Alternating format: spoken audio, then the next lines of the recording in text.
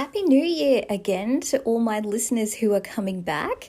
Thank you for joining me on this journey. And I want to remind you of our value of the month this January, or for those who are listening later, the value we're focusing on is openness.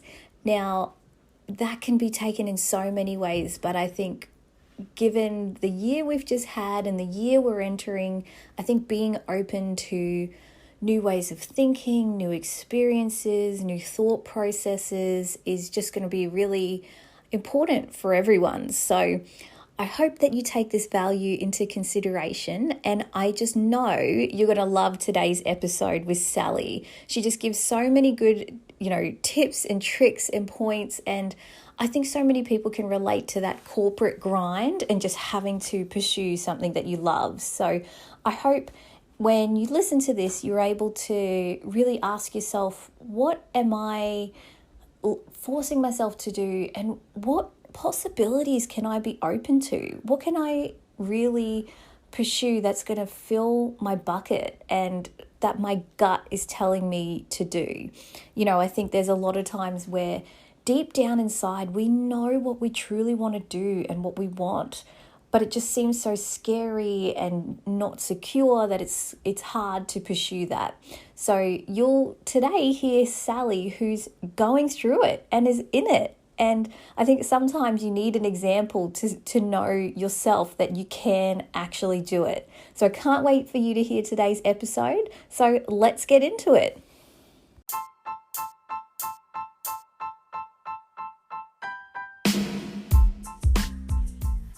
Hey, I'm Sheena Shuey. I'm a registered social worker and host of the 4Q podcast. I'm passionate about normalizing, not pathologizing life, and that's not easy. So each episode, I have amazing guests on to share the messy, beautiful ups and downs of life in 4 key questions with tips and tricks along the way. There are moments in life where you can embrace your story and understand that it's okay not to feel okay sometimes. So let's get into it. This is the 4Q podcast.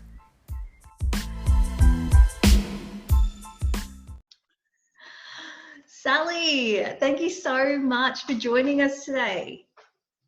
Thank you. Thanks for having me. Oh, I'm really happy that to have you on, because I think so we obviously connected as part of this membership that you were part of and I'm still part of, but yeah, it's funny how we connected, and I'm so happy to have you on here because I just want to share your story with everyone. So yeah, so I guess we'll jump in. I'll just jump in just to describe who you are for people who don't know you.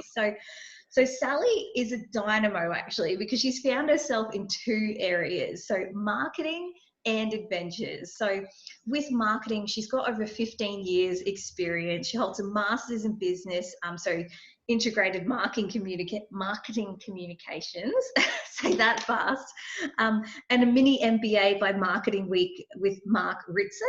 I don't know if I'm saying his name right. She focused her master thesis on how digital is impacting brand equity, which found the significance in how using digital platforms to streamline your business systems, along with how you communicate to your ideal customers, is so profound in today's world. Yep, that's for sure.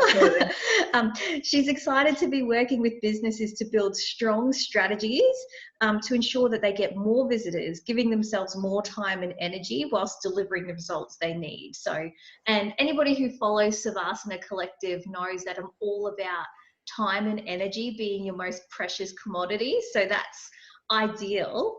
And then your second venture, or your latest venture, Get Out There Adventures, is a community and resource for those wanting to explore the outdoors with adventures listed on your site, which is beautiful. And the business mission is to empower and build confidence in all Australians to connect themselves and the outdoors in Australia by providing easily accessible information to get out there. Yeah. Yep. Impressive. Thanks. So tell me more about like the businesses and who you are and balancing both of those for Reflect. Yeah. Yeah, it's been a pretty crazy year for 2020, and as I'm sure many of the listeners and yourself, Sheena, would know that it's a time or a year to go, actually, what brings me joy and what doesn't bring me joy, and that's precisely what happened in 2020. I had always had an idea on wanting to go out my own as a consulting, because I get so much out of helping small to medium businesses to really find a clear path in their marketing strategy. But I'd never done it before, and obviously a lot of those things come up from there. I also had an idea on a planning tool or a resource that easily integrated and aggregated all the trails, specifically in Southeast Queensland, but also hopefully across the nation eventually. So that's the site only launched in July, and I've got nearly 200 trails on there. But the idea is to be that planning tool that currently doesn't exist.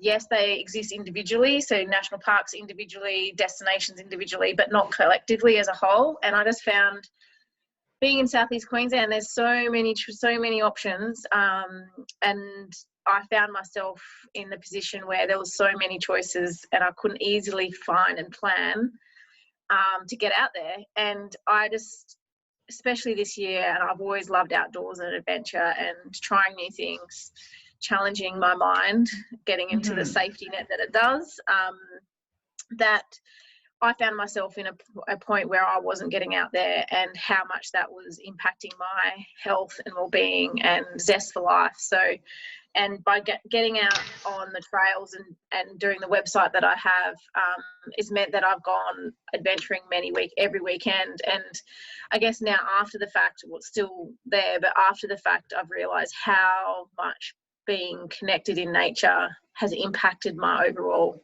well-being, my mental health, everything. Like, I just can't even begin to explain. So I guess a little bit, that's me where I am in 2020, but a little bit about me is that I'm a West Australian, born and bred, lived and worked in the Northern Territory, and now I've been in Queensland for 6.5 years. And my love and passion for travel and the outdoors has been my career for that 15 years. So in the tourism and travel industry, specifically in destination and product marketing.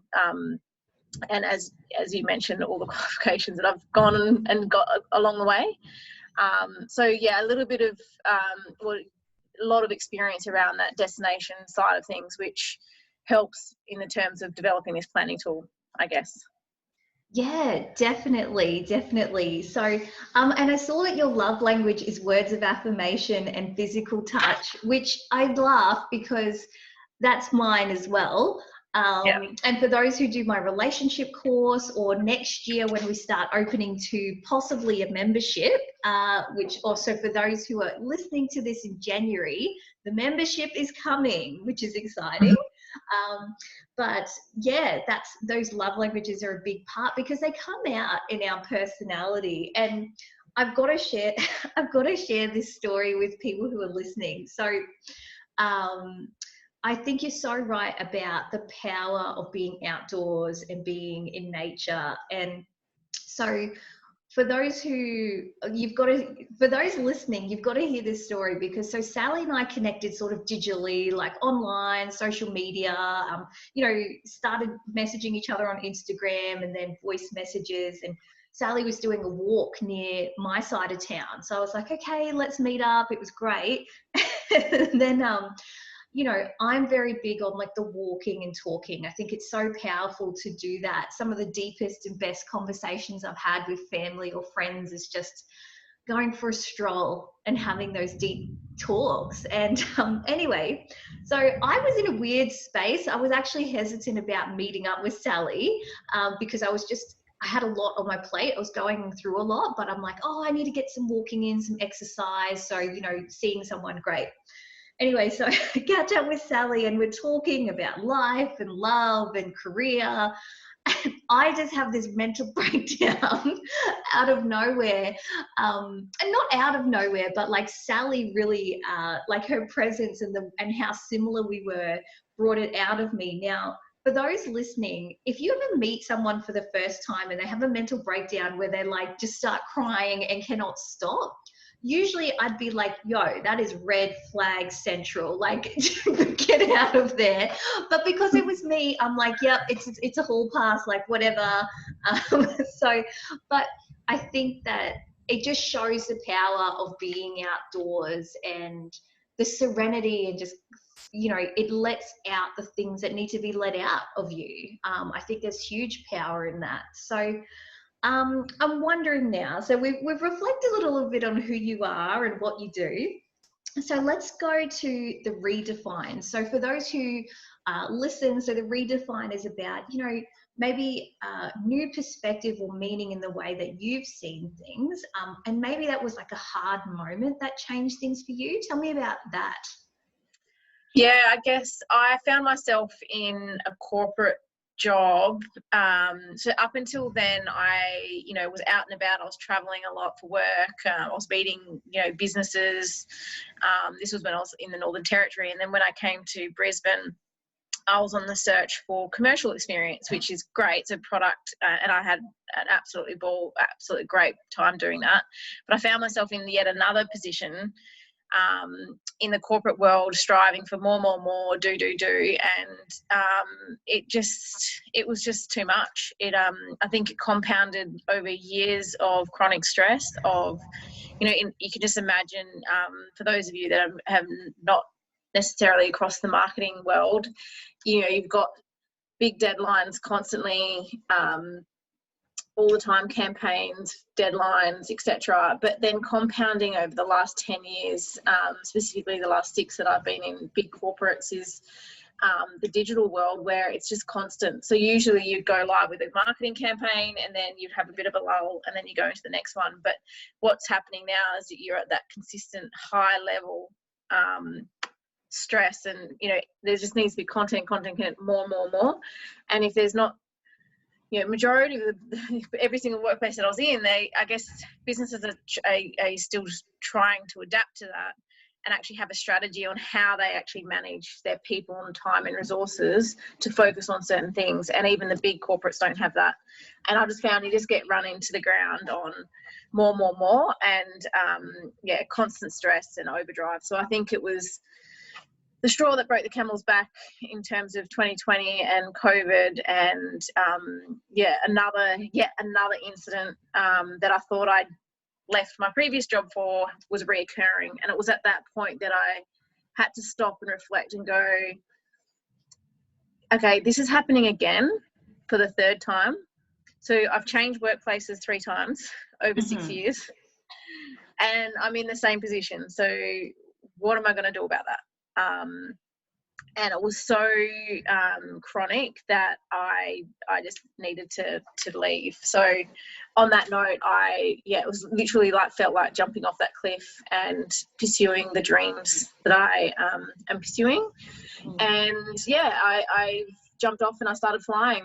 It's just amazing, and there's still quite a lot of work to go, but and you know, you do have ebbs and flows of what it's like being out on your own as your own business. So it's not a nice linear path from here to success, but definitely learning more about myself, and also very, very rewarding on the clients that I am working with. Yeah, that's amazing. And I'm curious because that is a theme that's come up with many of my guests so far, is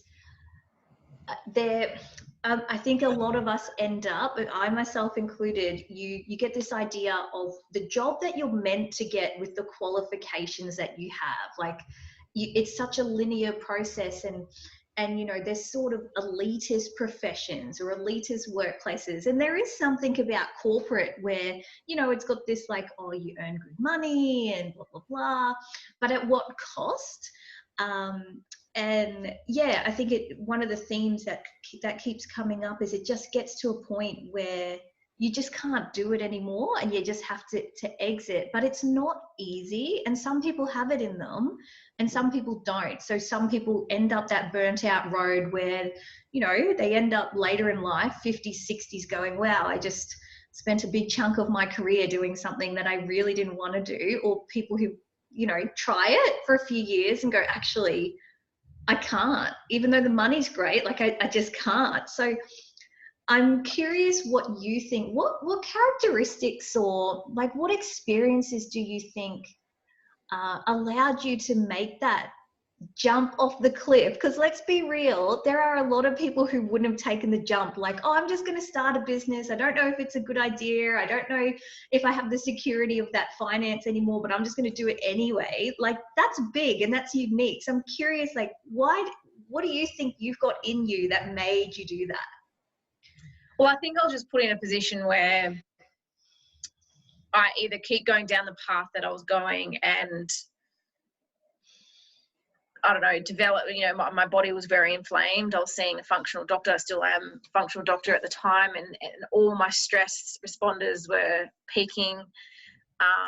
You know, I was, you know, probably on the border of a panic attack. I wasn't sleeping at night. It kind of got to a point where I needed to take action, and it was at that point that I had a very supportive husband by my side who has supported me through that, and I've just jumped. And then realizing that having space to allow thoughts and feelings to come up have actually really has been absolute wonders. But how I did it, I guess I had all the support around me, luckily for me, and sort of put ourselves in that position. So financially, you know, I'm with my husband who, you know, I can thankfully lean on him a little bit.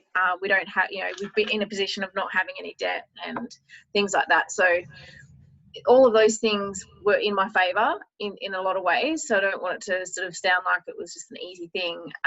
And starting a business wasn't necessarily the thought first. It was more like, I need to get out of this situation for my health. And I've always had these dreams to pursue these things. I've also had the support around me in terms of I'm a part of a mentorship program as well. So that really helped a lot on really working on my mindset. So mindset for me is massive, and I think there's been a huge learnings around that on who I am as a person. And it's become pretty clear that I was very much a chronic overachiever, constantly needing to achieve. And I guess maybe that's societal, maybe that's something that I needed to prove in my life, is to constantly achieve to be successful and to be happy. And there's still residual parts of that I need to keep working on, but being aware of it is, I guess, you're halfway there.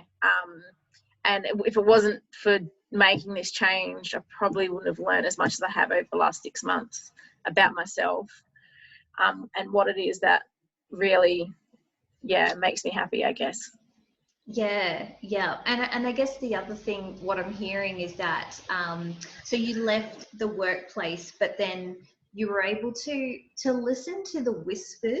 I think again, that's a theme that I've noticed with a lot of the people so far on this podcast, is around listening to that intuition and your gut and the whispers of what do I truly want to do? And sometimes it is in those lower moments that we actually can tune into that, because exactly what you're saying is that you need to have space to tune in. If you don't have space, you're not tuning in. So it sounds like you gave yourself space, and then this baby was born, or two babies rather. So and again, let's talk about the redesign. So the third R. So, you know, after this hard moment, how did you redesign the way that you do things in everyday life? So I'm curious, like, what tools did you use to redesign your life for the better? I've always heard that journaling and meditation is a good thing for you, but then I haven't really implemented it. But they're two things that I've been doing consistently. And I've just really underestimated the power of what meditation can do. And at the beginning, I was lucky to do 5 minutes. Even sometimes today, it's still 5 minutes. But when your mind is really all over the place, but if you're able to really give yourself that time and space to be able to have at least 5 minutes or even 10 minutes, just to stop and pause, even the deep breath and being able to be aware of what feelings are coming in within your body. If you're feeling that rise of anxiety or, you know, whatever that feeling is, if you can either hold it and breathe through it. And I think by doing meditation consistently, it's helped, I guess, put space between me and my thoughts and then acting out on my thoughts. So I guess that's been really powerful. Having this mentor group has been really powerful. So, you know, being with people who have been in business and have been there and done it before you, and, you know, you can never underestimate the power of that on investing in anything that you do within your business or whatever the case may be, is having that support around you and having, you know, coaches and mentors and people that can hold that space for you, but also share with you that majority of the thoughts and things that you're having are normal and everybody has them. Even Richard Branson would have them, in terms of, you know, self-doubting. You know, you'd go through, you know, bouts of overwhelm, and that's normal. It's not, you're not abnormal. I guess knowing that it's actually part of the process, I guess, and being human, and really understanding that the power of the brain's trying to keep you safe. So there's been lots of that. So I think the biggest thing is, yeah, really, like, writing does wonderful things. And I'm not a huge writer, so I have a journal which sort of preempts me, so I can, and then I'm getting better at that. And then meditation is, yes, a really powerful tool for me.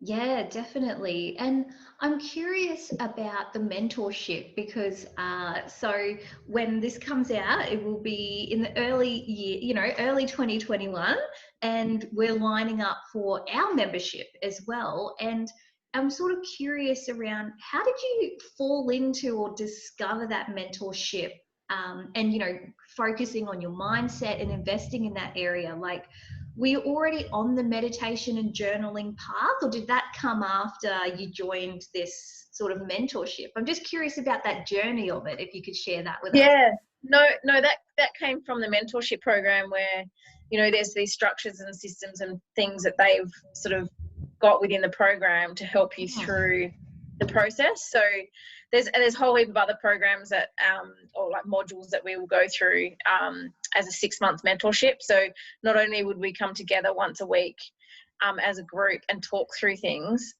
so there's a little bit of that woo-woo stuff, but a lot of just hearing what other people are going through and knowing that they are generally in the same place as you are, and sharing that other people go through the same things. And if you don't have other people in your life, that there's a saying that you are the 5 people that you hang around with. And if you are wanting to really break the mold, or, you know, try and pursue your dreams, it's hard to do when you don't have like-minded people around you saying that it is possible. So believing that it's possible, and then doing it. I think there was another thing that I missed, was quite important. One thing that I do is moving my body and getting into nature. So giving my time that space. So that's been like profound for me, like being able to go on, you know, exploring on really long trails, a half-day sort of walk at least once a week, and even just during the week, just getting out and moving my body and having that morning routine has been really powerful as well. And how did you fall into that as well? Has that been something that you've always been into, that you can go back to, or has that been something that you've discovered as life gone on? No, that part I've always had, I've always loved. I probably just haven't done it as religiously and consistently as what I have now. So, and I guess I didn't really have the non-negotiable. So now it's a non-negotiable for me, that if I'm feeling that way or feeling a bit stuck, that it's a non-negotiable for me to go out. Yeah. So before then I've explored and traveled and always been on adventures. But I think the beauty of living in Southeast Queensland is there's so many options within an hour and a half radius from us that you can never really get bored of any trail. Yeah. And I guess before we jump into the last one, like while we're still on the redesign, like how you went from that corporate job into redesigning into this life that you're creating for yourself now, I know that you said that your partner's supportive. What about friends and family? Because again, that's sort of a theme that we've spoken about a couple of times on this podcast, is maybe managing other people's expectations of what our lives are meant to look like. So, and also, you know, unconditioning ourselves from what we think our lives are meant to look like because of hanging out with our friends and family as well, like the two-way street. Tell me about that journey. Could you share that with us? Yeah, absolutely. I guess I've got really supportive family and friends. I've got an identical twin sister, which is an interesting fact about me, but she's actually going through a very similar thing to me and redesigning her life at the same time. She's a mum of soon to be 3 and, you know, redesigning what it is meant for her. So I've got her as a big support, and a really close friend of mine who's known me from childhood, who's also a very good support. I guess there's challenges in making sure you're putting boundaries in place. For some family that they've got their own fears. So my mum's probably one where her money stories and her beliefs on what you should and shouldn't do are really strong. So just being aware of that and knowing that, that there are stories that you grew up in your childhood that, unpacking all of that's quite heavy and quite deep, but it is there. Yeah, definitely. And it's a bit of a journey, and it's not a journey that people necessarily go on, you know, on their own. Like you say, like you've got a mentorship or things like that. Did your journey through uncovering that and unpacking that, was that on your own or through the mentorship or like therapy or? Yeah, no, you have to do it with people, having that space. So there's a bit of the mentorship. There's other programs. Oh, sorry. Oh, sorry. So I'm so sorry about that barking life, right? Like animals. So can you continue to share with me about that? Yeah, sure. So I guess there's what I've discovered is there's I guess a lot of childhood, there's a lot of stories and there's some deep things that have happened in your life over and over and over, and to unfold and unpack that can be very confronting, but you definitely need the support around you, and whatever way you can do that in a really compassionate way, I highly recommend. But there's many sayings that I've learned along the way, but one of them is in business, they say you need to work on yourself before you work on your business. And that is so true, that when you go out in business for the first time, how much of a personal development it is. And it's been massive. So I wouldn't be able to do it without all the support that I've had around me. Absolutely. Oh, well, that's amazing. I'm so happy to hear that you've had that support so you can create these amazing businesses, because it sounds like it's going to be helping a lot of people. And I'm excited myself to get out there a bit more and check out some of these trails. So cool. I guess that leads us to the final part of our 4Q podcast, which is the final R, which is around just realign. So what do you do now in the present moment to sort of stay on track and, you know, keep calm, clear and content? You know, do you have any sort of actionable steps or advice that you can recommend to our listeners too? I think it does reiterate some of the things that I was saying, but keeping track on how you're feeling, having that space to really check in and checking in on how you're feeling, and then, journaling about it, meditating, and also connecting to nature. And like I said earlier, is having those non-negotiables that if you start to they start falling away, then it's sort of a bit of a, red flag for you to go, hang on a minute. There's some things there that are coming up to the surface, and you need to go back to those non-negotiables. And look, life, like we just had earlier, like it's not a nice, perfect, easy. I think there's a nice little meme where it's like, here and there's success, and then you sort of, there's a nice big, mess to get there. And I think realizing that there's no such thing as there, because once you're there, then you want to be somewhere else. So just being really compassionate and kind to yourself, and having the support around you is fundamental. But keeping aligned is really just checking in, and it really, for me, is able to have that space to listen to my intuition on what is true to who I am and what I want to be doing. And I guess one of my final questions is around, I know that you mentioned throughout this chat a few times around non-negotiables. Could you just like elaborate on that a little bit more for people who sort of maybe aren't familiar with what their non-negotiables are, or they're not clear on what their non-negotiables are? Could you explain sort of that concept and how you came to that? Yeah, I think it's just happened organically with the work that I've been doing, but when I've realigned on who I am and what I enjoy doing and what keeps me happy and healthy, they then fall into the non-negotiables. And again, it takes a while to put these habits in place, but realizing that if I'm feeling really flat and anxious and whatever in the morning, by getting up and going for that walk, or doing that meditation, I will feel much better. And if you turn up every day and do that one thing, it will pass through, and you will be able to work on it. Also, trying very hard to be aware of how I'm feeling in the moment, and checking in on that, and then trying not to act out on certain feelings. But again, it's really hard in the sense that we are human and it is life, and sometimes you don't do that day, and then you realize, oh, okay, I didn't do that day and I felt like this, so that means that I just can't say no to those things.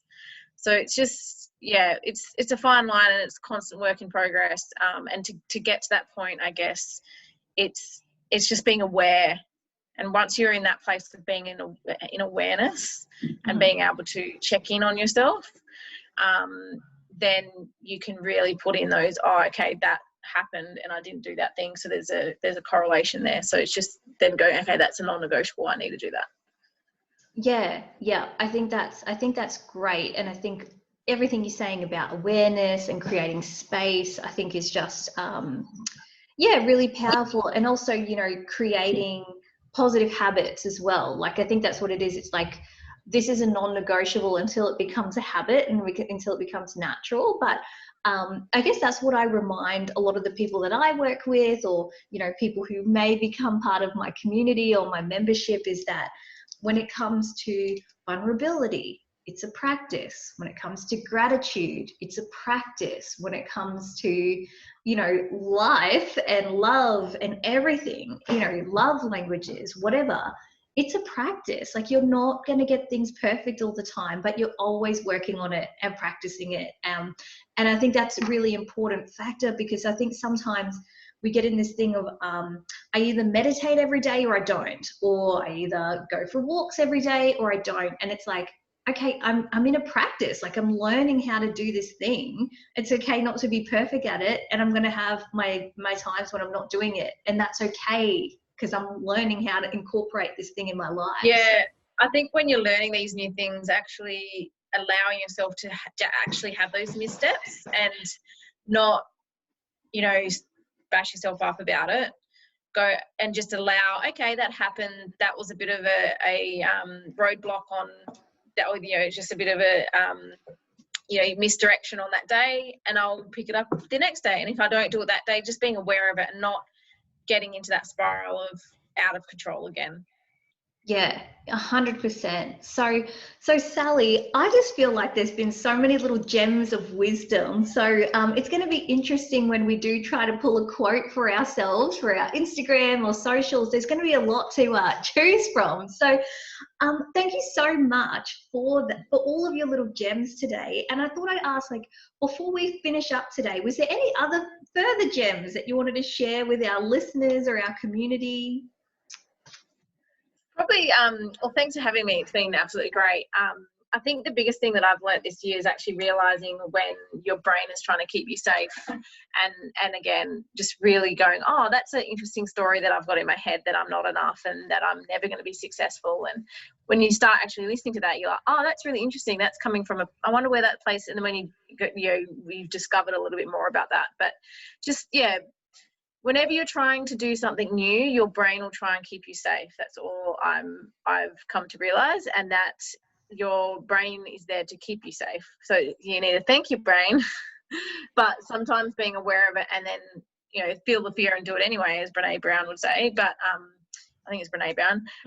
But making sure that, that quote is just so resonates with me because of that reason, that if you're trying something new, your old patterns and your mind will try and keep you safe.